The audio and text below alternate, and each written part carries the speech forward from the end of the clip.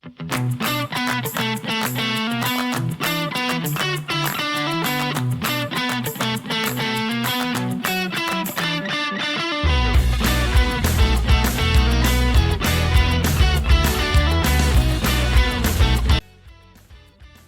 change is taking place in our organizations, one of the greatest challenges that we often face as leaders is the resistance we encounter from our team members.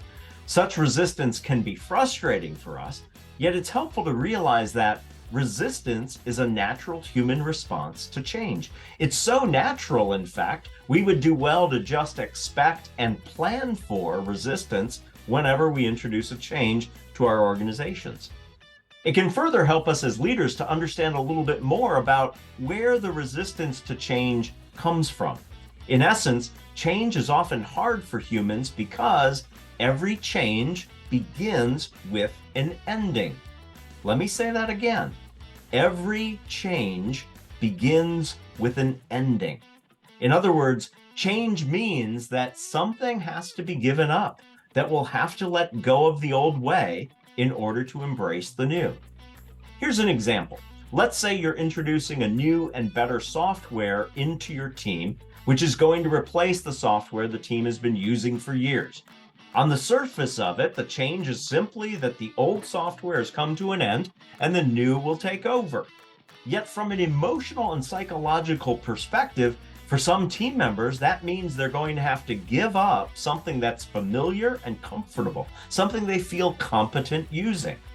That's often where resistance to change comes from. It's no different, really, from the same feelings we have when we lose a loved one or a prized possession. People grapple with change because something that is comfortable or familiar or something I'm good at is coming to an end. Now, what can we do when resistance occurs in our team in the face of change? First, listen. Have conversations where you focus on asking questions, listening, and really understanding what it is they're feeling and what they feel they need to give up. What is it that they feel they're going to lose because of the change? Such listening and understanding on your part first helps to validate their very natural human reactions to change. It also gives you clues as to ways that you can help them through the transition from old to new. Perhaps you'll see how you can involve them more deeply in the change so that they can help shape it. Or maybe you'll find that training or support from a fellow team member can help them start to embrace the new way.